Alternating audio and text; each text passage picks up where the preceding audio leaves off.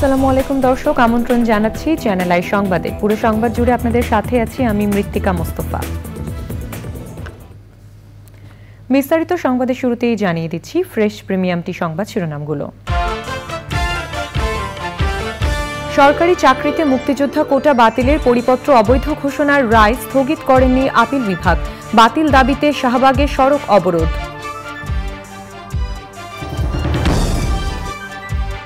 নতুন পেনশনের প্রজ্ঞাপন বাতিলে চতুর্থ দিনের আন্দোলনে অচল দেশের পাবলিক বিশ্ববিদ্যালয়। দাবি আদায় না হওয়া পর্যন্ত বিক্ষোভ চালানোর ঘোষণা। যুক্তরাজ্যের পার্লামেন্ট নির্বাচনে ভোট গ্রহণ চলছে। ভোটের লড়াইয়ে টিউলিপ সিদ্দিক সহ রেকর্ড 34 বাংলাদেশি বংশোদ্ভূত প্রার্থী। টানা বৃষ্টি ও উজানের ঢলে নদ নদীর পানি বেড়ে বিভিন্ন জেলায় নতুন এলাকা প্লাবিত, ভেঙে পড়েছে গ্রামীণ যোগাযোগ ব্যবস্থা। এবং বর্ষায় চোখ জুড়ানো রূপমাধুর্যে সেজে ওঠে বাংলার প্রকৃতি। সবুজ পাতা আর বর্ণিল ফুলের সমারোহে ছেয়ে যায় চারপাশ।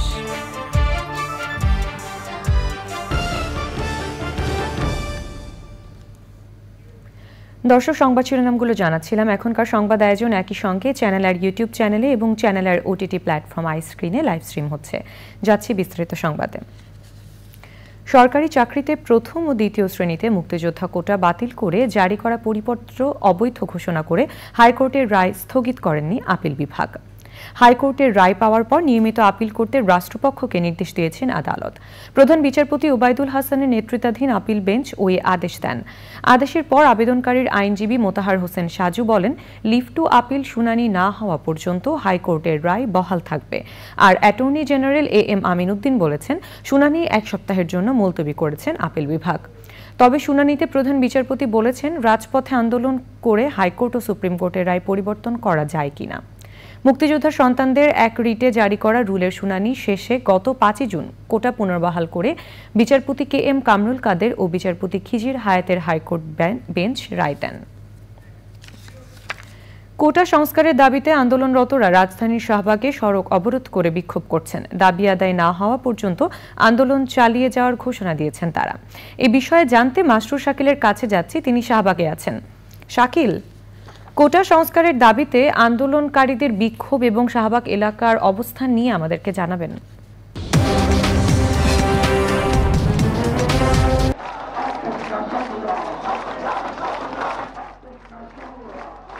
মৃত্তিকা, এখন প্রায় 1 থেকে 1 ঘন্টা হয়ে গেছে, তার 1.5 ঘন্টা হয়ে গেছে তারা অবস্থান নিয়েছে শাহবাগ এই চত্বরে মোড়ে। ঢাকা বিশ্ববিদ্যালয় পুরো প্রদক্ষিণ করে তারা এখানে অবস্থান নিয়েছে।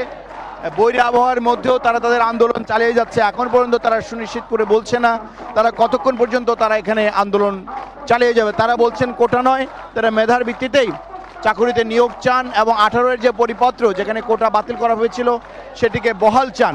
এখানে ঢাকা বিশ্ববিদ্যালয় সহ অন্যান্য কলেজ, ঢাকা কলেজ এবং আশপাশের যে কলেজগুলো রয়েছে সেই কলেজগুলোর শিক্ষার্থীরাও অংশ নিয়েছে। তারা প্রায় 1.5-2 ঘন্টা ধরে এখানে অবস্থান নিয়েছে। ফলে এই আশপাশের যে রাস্তাগুলো রয়েছে সেই রাস্তাগুলোতে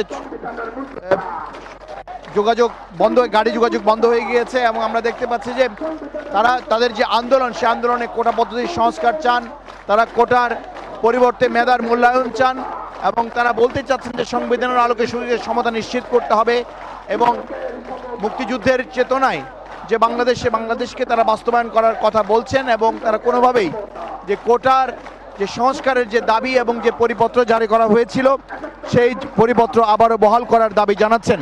তারা বলছেন তারা আইনের বা হাইকোর্টের আদালতের বিপক্ষে নন, তবে আদালত যেন এটি পুনর্বিবেচনা করেন এবং তাদের যে মত রয়েছে, জনমত রয়েছে, শিক্ষার্থীদের যে মতামত রয়েছে সে মতামতকে পুনর্মূল্যায়ন করেন। আপনারা দেখতে পাচ্ছেন যে তারা মুহুর্মুহু স্লোগান এবং মিছিলের মধ্য দিয়ে তাদের সে আন্দোলন অবস্থান কর্মসূচি চালিয়ে যাচ্ছে। ধন্যবাদ শাকিল। নতুন ঘোষিত পেনশন সংক্রান্ত প্রজ্ঞাপন বাতিলে টানা চতুর্থ দিনের আন্দোলনে অচল হয়ে পড়েছে ঢাকা বিশ্ববিদ্যালয়ে একাডেমিক এবং প্রশাসনিক কার্যক্রম।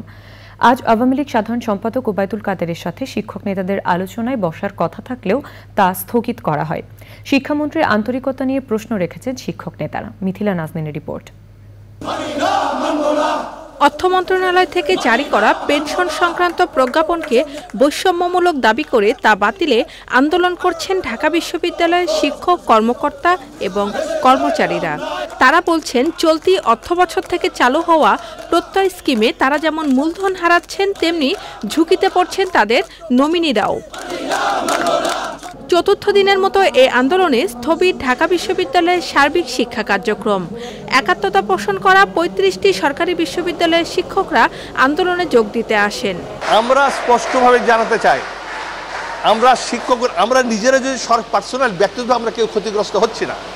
ওনারা যেভাবে ব্যাখ্যা দিচ্ছেন, যারা প্রমোশন পাবে তারাও ক্ষতিগ্রস্ত হচ্ছে না, কিন্তু বাংলাদেশে এই টারশারি শিক্ষাকে ধ্বংস করার জন্য যে পরিকল্পনা ওনারা করেছেন, সেটার বিরুদ্ধে আমাদের এই সংগ্রাম।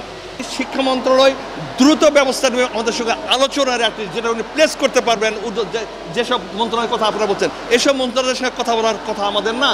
আমরা তাদের ল্যাঙ্গুয়েজ বুঝি না, তাদের আইন বুঝি না, তাদের স্বার্থ বুঝি না। আমাদের সাথে আজকে যে সকাল 11টায় যে মাননীয় সড়ক যোগাযোগ ও সেতুমন্ত্রী মহোদয় জনাব ওবায়দুল কাদের সাহেব, আওয়ামী লীগের সাধারণ সম্পাদক, কিন্তু সেই বৈঠকটি হঠাৎ করে আমরা সকাল 10টায় আমরা জানতে পারলাম যে মাননীয় প্রধানমন্ত্রীর সাথে বিশেষ পদ্মা সেতু সংক্রান্ত জরুরি বৈঠক আছে। সে কারণে আজকে স্থগিত করা হলো। অচিরেই আমাদেরকে সে ব্যাপারে জানানো হবে কবে বৈঠকটি হবে। দাবি আদায় না হওয়া পর্যন্ত আন্দোলন চলমান রাখার ঘোষণা দিয়েছেন সংশ্লিষ্টরা। Mithila Nasnin, channel i, Dhaka. British পার্লামেন্টে নিম্নকক্ষ হাউস অব কমন্সের ভোট শুরু হয়েছে। যুক্তরাজ্যে হাউস অব কমন্সের 650 আসনের জনপ্রতিনিধি নির্বাচন করবেন ব্রিটেনের 4,06,00,000 ভোটার। রেকর্ড সংখ্যক বাংলাদেশি বংশোদ্ভূত 34 জন সহ 4,515 জন প্রার্থী এই নির্বাচনে লড়ছেন।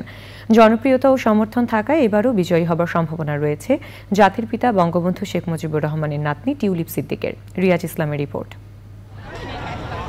বাংলাদেশ সময় দুপুর 12টায় শুরু হয়েছে যুক্তরাজ্যের 58তম সাধারণ নির্বাচনের ভোট গ্রহণ। 40,000 কেন্দ্রে ভোট দিচ্ছেন ইংল্যান্ড, নর্দার্ন আয়ারল্যান্ড, ওয়েলস ও স্কটল্যান্ডের 4,60,00,000 ভোটার। 2022 সালে আইন পরিবর্তন আনায় 20 লাখ ব্রিটিশ নাগরিক যারা 15 বছরের বেশি সময় ধরে বিদেশে বসবাস করছেন তারাও ভোট দিতে পারবেন এবারের নির্বাচনে। জরিপে দেখা গেছে তুমুল প্রতিদ্বন্দ্বিতা হবে কনজারভেটিভ পার্টি এবং লেবার পার্টির মধ্যে। ব্রিটিশ সহ আন্তর্জাতিক গণমাধ্যমের বিশ্লেষণে বলা হচ্ছে, নির্বাচনে কিয়ার স্টারমারের লেবার পার্টির কাছে হারতে যাচ্ছে 14 বছর ধরে ক্ষমতায় থাকা ঋষি সুনাকের কনজারভেটিভ পার্টি। নির্বাচনে ছোট বড় মিলিয়ে 98টি রাজনৈতিক দল অংশগ্রহণ করছে, যার মধ্যে 35টি রাজনৈতিক দলের মনোনীত প্রার্থীর সংখ্যা মাত্র 1 জন করে। এবারের নির্বাচনে রেকর্ড সংখ্যক 34 বাংলাদেশি বংশোদ্ভূত ব্রিটিশ নাগরিক অংশ নিচ্ছেন। লেবার পার্টির প্রার্থী হিসেবে লড়ছেন টিউলিপ সিদ্দিক। লেবার পার্টি জয় পেলে বাংলাদেশি বংশোদ্ভূত হিসেবে প্রথম ব্রিটিশ মন্ত্রী হতে যাচ্ছেন টিউলিপ। ভোট গ্রহণ শেষে গণনা শুরু হবে। নিয়ম অনুযায়ী সংখ্যাগরিষ্ঠ আসন পাওয়া দলকে সরকার গঠন ও দলের নেতাকে প্রধানমন্ত্রী হওয়ার আহ্বান জানাবেন রাজা তৃতীয় Charles. Riaz Islam, Channel i. নতুন শিক্ষাক্রমে ষান্মাসিক মূল্যায়নের প্রথম পরীক্ষার আগের রাতেই সামাজিক যোগাযোগ মাধ্যমে প্রশ্ন এবং সমাধান ফাঁস হয়ে যায়। সামষ্টিক এই পরীক্ষা এবারই প্রথমবারের মতো সারা দেশে একযোগে অনুষ্ঠিত হচ্ছে। প্রশ্ন করা হচ্ছে কেন্দ্রীয়ভাবে। বিস্তারিত জানাচ্ছেন মোস্তফা মল্লিক।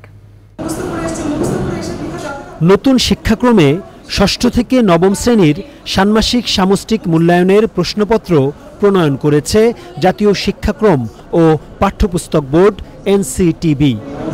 পাবলিক পরীক্ষার আদলে একযোগে 20,636 শিক্ষা প্রতিষ্ঠানের 50 লাখেরও বেশি শিক্ষার্থী এতে অংশ নিচ্ছে। বুধবার অনুষ্ঠিত হয়েছে 4টি বিষয়ের মূল্যায়ন, কিন্তু মঙ্গলবার রাত থেকে শুরু হয় গুজব। তো আজকে আমি যাদের পরীক্ষা নেই আগামীকালকে তাদেরকে আমি প্রশ্ন দিয়ে দেব। সামাজিক যোগাযোগ মাধ্যমে পাওয়া যেতে থাকে পরীক্ষার প্রশ্ন, পরদিন সেগুলো হুবহু মিলে যায়। ফ্রেন্ডদের মাধ্যমে ফেসবুকে যে আমরা গ্রুপে কিছু সাজেশন পাইছি, কতটুকু পড়ে গেছে, পরীক্ষার হলে যা দেখে যে একই কাণ্ড। সাজেশন বা প্রশ্নপত্রটা পেয়েছিলেন, সেটা কি হুবহু পরের দিন মিল পাওয়া গেছে কিনা? হ্যাঁ, মিল। শিক্ষকরা বলছেন স্কুল কর্তৃপক্ষের দায়িত্ব প্রশ্ন ডাউনলোড করা, প্রশ্ন বিলিয়ে বেড়ানো নয়। এই যে ডাউনলোড করা এবং এতগুলি প্রশ্ন, হাজার হাজার প্রশ্ন প্রিন্ট করা, ফটোকপি করা, এটা সবার সক্ষমতা নাই। ডাউনলোড করতেও সাহায্য নিয়েছেন এবং যখন ফটোকপি করছেন সেখানেও উনি বাধ্য হয়েছেন, এবং এই জায়গাটা থেকেই এই বিষয়টা ঘটতে পারে, খুব স্বাভাবিক। তবে ঢাকার বাইরে এর প্রভাব পড়েনি। কম্পিউটার দোকানে গিয়ে ওনারা কাজ করে, আমি মনে করি ওইখান থেকে প্রশ্নটা মূলত ফাঁস হয়ে থাকে। আমি মূল্যায়নের আগে কোনো প্রশ্ন পাইনি, আশেপাশের বিদ্যালয়ের বন্ধুদের সাথে আলাপ করার সুযোগ পাইনি। প্রশ্নপত্র নিয়ে আরও সতর্ক থাকার কথা বলেছেন ঢাকা মাধ্যমিক ও উচ্চ মাধ্যমিক শিক্ষা বোর্ডের চেয়ারম্যান। আগের ভাগে পেলেই যে ছেলেমেয়েরা মুখস্থ করে এসে পরীক্ষা দিবে, গতানুগতিক সিস্টেমের তো প্রশ্ন না এগুলো। হ্যাঁ, কম নাম্বার বলেই কি প্রশ্ন ফাঁস হবে? আসলে এই যুক্তিটা কতটুকু ঠিক না আর কি, কারণ এটা একটা উপযোগী বিষয়, এটা ছাত্রছাত্রীরা পরীক্ষার আগে কেন জানবে। এনসিটিবি জানিয়েছে আগামী বছর থেকে 11টি শিক্ষা বোর্ড ভিন্ন ভিন্ন প্রশ্ন করবে, এতে প্রশ্ন ফাঁসের সুযোগও কমে আসবে। Mostafa Mallik, Channel i, Dhaka. গত কয়েকদিনের টানা ভারী বর্ষণ ও উজানের নেমে আসা ঢলে গাইবান্ধা, কুড়িগ্রাম, নেত্রকোনা সহ ব্রহ্মপুত্র, যমুনা ও ঘাঘট নদীর পানি বিপদসীমার উপর দিয়ে প্রবাহিত হচ্ছে। নিম্নাঞ্চল সহ প্লাবিত হয়েছে বেশ কিছু নতুন এলাকা। দ্বিতীয় দফা বন্যায় ভেঙে পড়েছে গ্রামীণ যোগাযোগ ব্যবস্থা। তবে সুনামগঞ্জে বন্যা পরিস্থিতি স্বাভাবিক হতে শুরু করেছে। প্রতিনিধিদের পাঠানো তথ্য ও ভিডিও চিত্র নিয়ে রোকসানা আমিনের রিপোর্ট। গত কয়েকদিনে টানা ভারী বর্ষণ ও উজানের নেমে আসা ঢলে গাইবান্ধায় সব নদ নদীর পানি বৃদ্ধি পেয়েছে। ব্রহ্মপুত্র, যমুনা ও ঘাঘট নদীর পানি বিপদসীমার উপর দিয়ে প্রবাহিত হচ্ছে। সাঘাটার বাঁধ ভেঙে পাশের বেশ কিছু এলাকায় পানি ঢুকে পড়েছে। গাইবান্ধা সদর উপজেলার কামারজানি, মোল্লারচর, গিদারি, খাগোয়া ও ফুলছড়ি উপজেলার এরেন্ডোবাড়ি, ফুলছড়ি ও ফজলুপুর এবং সুন্দরগঞ্জ উপজেলার তারাপুর, কাপাসিয়া ও হরিপুর ইউনিয়নের নিম্নাঞ্চলে পানি ঢুকে পড়েছে। কুড়িগ্রামে নদ নদীর পানি বেড়ে দ্বিতীয় দফা বন্যা পরিস্থিতির অবনতি হয়েছে। ব্রহ্মপুত্রের পানি 3টি পয়েন্টে বিপদসীমার উপর দিয়ে প্রবাহিত হচ্ছে। এতে গ্রামীণ কাঁচা পাকা সড়ক তলিয়ে যাওয়ায় ভেঙে পড়েছে যোগাযোগ ব্যবস্থা। প্লাবিত হয়েছে নিম্নাঞ্চলের ঘরবাড়ি, গ্রামীণ সড়ক সহ আমন, বীজতলা, পাট ও সবজি জাতীয় মৌসুমি ফলের ক্ষেত। পানিবন্দী হয়ে পড়েছে অন্তত 30,000 পরিবার। নেত্রকোনায় টানা বৃষ্টি আর পাহাড়ি ঢলের পানিতে জেলার প্রধান নদী উদ্ধাখালী নদীর পানি ধীরে ধীরে কমছে। তবে নতুন করে বারহাট্টার 3টি ইউনিয়ন ও সদরের একটি ইউনিয়নের অন্তত 30 গ্রাম প্লাবিত হয়েছে। রান্না করা খাবারের পাশাপাশি গবাদি পশুর খাদ্য সংকট দেখা দিয়েছে। গ্রামীণ সংযোগ সড়কগুলো তলিয়ে যাওয়ায় চলাচলে দুর্ভোগ বেড়েছে। সুনামগঞ্জে বন্যা পরিস্থিতি স্বাভাবিক হতে শুরু করেছে। কমেছে নদ নদী ও হাওরের পানি, নিম্নাঞ্চল থেকে পানি নামতে শুরু করেছে। তবে স্বল্প সময়ের মধ্যে 2 দফায় বন্যায় সড়কের ব্যাপক ক্ষতিসহ চরম দুর্ভোগে ওই এলাকার মানুষ। সিলেটে কুশিয়ারা ও সুরমা নদীর 6টি পয়েন্টে বিপদসীমার উপর দিয়ে পানি প্রবাহিত হচ্ছে। জেলায় গত 24 ঘন্টায় মাত্র 18.4 মিলিমিটার বৃষ্টিপাত রেকর্ড করা হয়েছে। আর ভারী বৃষ্টি না হলে বন্যা পরিস্থিতি উন্নতি হবে বলে আশা করছেন সংশ্লিষ্টরা। রোকসানা আমিন, চ্যানেল আই। ঋতুচক্রে বর্ষা আসে প্রকৃতির এক অনন্য ঋতু হয়ে। বর্ষার চোখ জুড়ানো রূপ মাধুর্যে সেজে ওঠে আবহমান গ্রাম বাংলার প্রকৃতি ও পরিবেশ। প্রাণ ফিরে পায় শুষ্ক প্রকৃতি। গাছে গাছে সবুজ পাতা আর রং বেরঙের ফুলের সমারোহে বর্ণিল হয়ে ওঠে আশপাশ। তবে বৃষ্টি আশীর্বাদ হয়ে এলেও ভারী বৃষ্টিপাত জনজীবনে নিয়ে আসে দুর্ভোগ। ক্ষতিগ্রস্ত হয় দেশের অর্থনীতি। এ নিয়ে দেখুন আফরোজা হাসির ডেস্ক রিপোর্ট।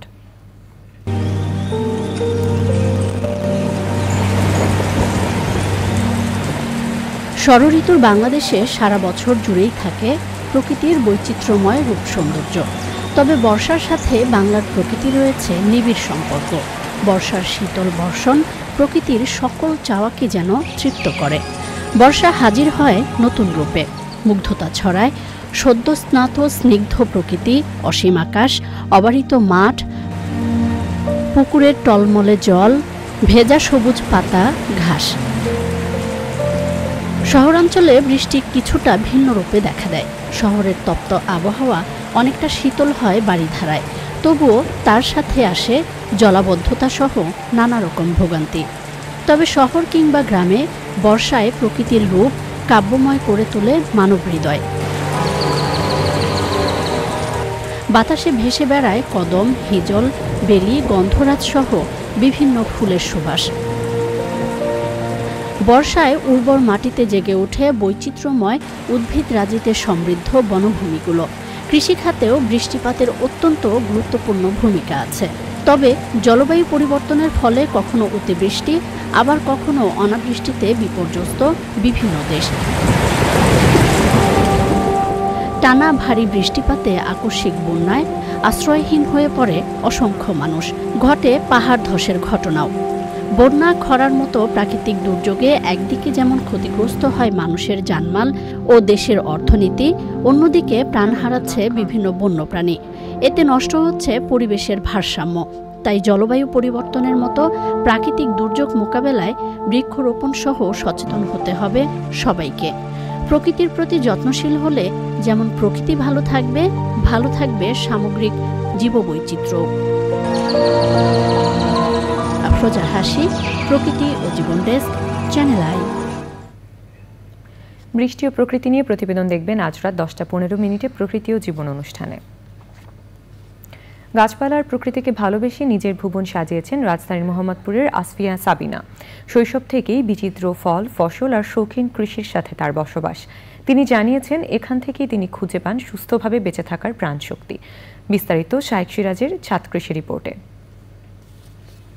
ঢাকার প্রাণকেন্দ্র মোহাম্মদপুরে 8.5 কাঠা জমির উপর 6তলা বাড়ির ছাদ। ফুল, ফল, সবজি, শৌখিন উদ্ভিদ সহ সব ধরনের গাছই এখানে বড় বড় আকারের। যা করতে উদ্যোক্তা আসফিয়া সাবিনা 2017 সালে বাড়িটি নির্মাণ করেছেন কৃষি ও প্রকৃতির অনুকূল করে। আমি অনেকের কাছে যে কমপ্লেনটা শুনি যে অনেকে এটা জিনিসটা বোঝে না যে গাছটা রাখলে কিন্তু ছাদের কোনো ক্ষতি হয় না, কিন্তু আমাকে এটা মেনটেন করতে হবে। হ্যাঁ, আমি যদি ডাইরেক্ট ছাদে রেখে দিই ডেফিনেটলি ছাদের ক্ষতি হবে। হ্যাঁ, কিন্তু অনেকে এটা করে না, সামহাও যে কোনো কারণে হোক বাড়ির মালিকেরা এটাকে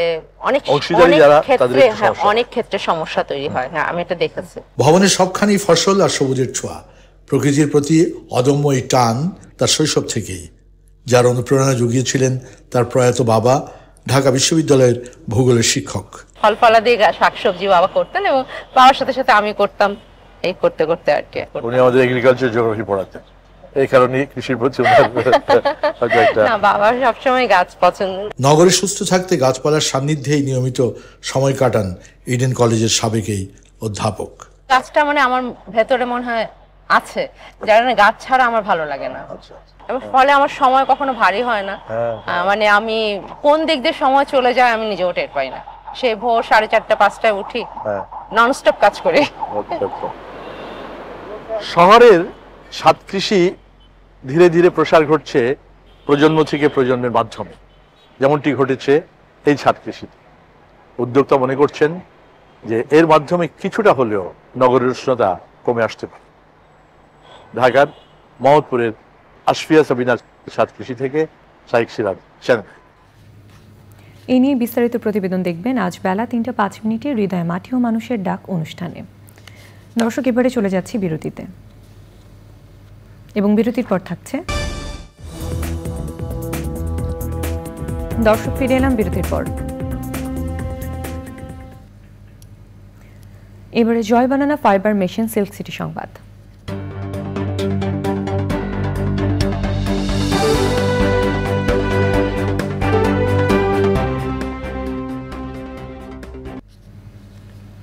রাজশাহী মহানগরীর সমন্বিত নগর অবকাঠামো উন্নয়ন প্রকল্পের আওতায় বদলে গেছে নগরীর ঈদগাহগুলোর চিত্র। দৃষ্টিনন্দন ফটক, সীমানা প্রাচীর ও ওয়াকওয়ে নির্মাণে নতুন রূপ পেয়েছে নগরীর 29টি ঈদগাহ মাঠ। সিটি মেয়র HM খায়রুজ্জামান লিটনের নেতৃত্বে এই কাজ বাস্তবায়ন হয়েছে। রাজশাহীর হযরত শাহ মখদুম রহমতুল্লাহ কেন্দ্রীয় ঈদগাহ, উপশহর ঈদগাহ, কাদিরগঞ্জ হাজী লাল মোহাম্মদ ঈদগাহ সহ নগরীর বিভিন্ন ওয়ার্ডে 29টি ঈদগাহ মাঠের উন্নয়ন ও সৌন্দর্যবর্ধন করা হয়েছে।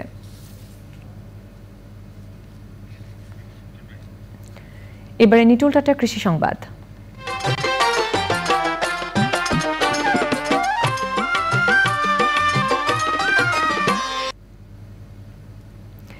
তীব্র তাপপ্রবাহ, খাল ভরাট, অনাবৃষ্টি, শ্রমিক সংকট ও পাটের ন্যায্য মূল্য না পাওয়ায় মেহেরপুরে দিনে দিনে কমছে পাটের আবাদ। তারপরও যেটুকু পাট চাষ হয়েছে পর্যাপ্ত পানির অভাবে জাগ দিতে পারছেন না চাষিরা। এই অবস্থায় পাটের ফলন নিয়ে দুশ্চিন্তায় রয়েছেন তারা।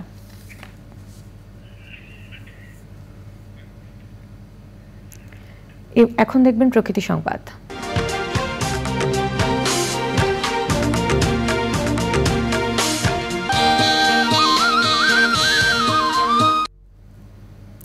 কুড়িগ্রামে আরও আগ্রাসী হয়ে উঠেছে নদী ভাঙন। বিলীন হচ্ছে বসতভিটা, ফসলি জমি, গাছপালা সহ বিভিন্ন স্থাপনা। নিঃস্ব হচ্ছে হাজার হাজার পরিবার। দ্রুত প্রতিরোধ ব্যবস্থা না নিলে নিশ্চিহ্ন হতে পারে নদী তীরবর্তী বেশ কয়েকটি এলাকা।